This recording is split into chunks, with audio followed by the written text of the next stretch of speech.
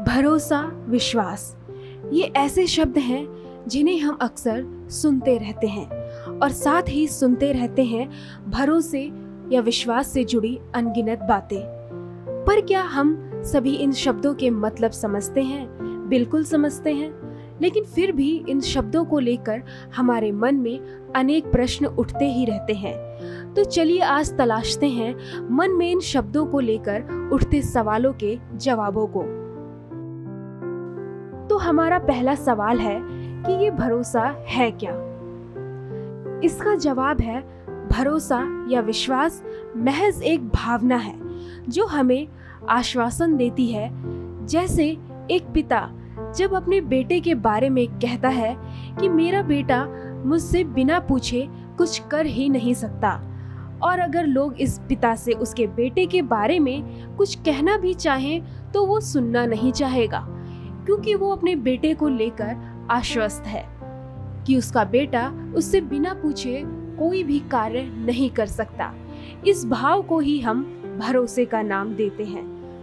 तो ये तो हुआ कि भरोसा है क्या। अब प्रश्न ये आता है कि ये भरोसे की भावना को विकसित कैसे किया जाए। तो जितना कठिन ये प्रश्न है उतना ही सरल इसका जवाब है। ये भावना आपको खुद ही विकसित करनी होती है।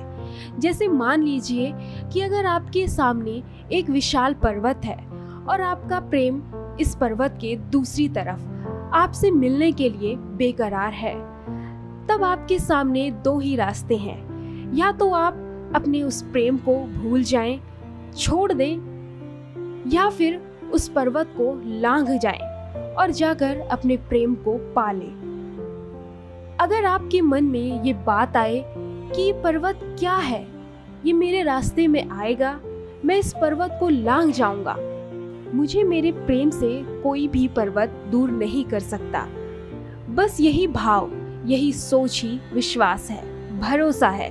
और ये आता है आपकी सोच से, यानी आप कितना सकारात्मक सोचते हैं और कितने पॉजिटिव हैं अपने जीवन को लेकर और अपने आने वाले कल को लेकर। तो बात बिल्कुल सरल सी है। यदि आप सोच सकारात्मक रखेंगे तो खुद पर और दूसरों पर भरोसा अपने आप ही उत्पन्न हो जाएगा, और विश्वास के इस भाव से आप जीवन में कुछ भी पा सकते हैं।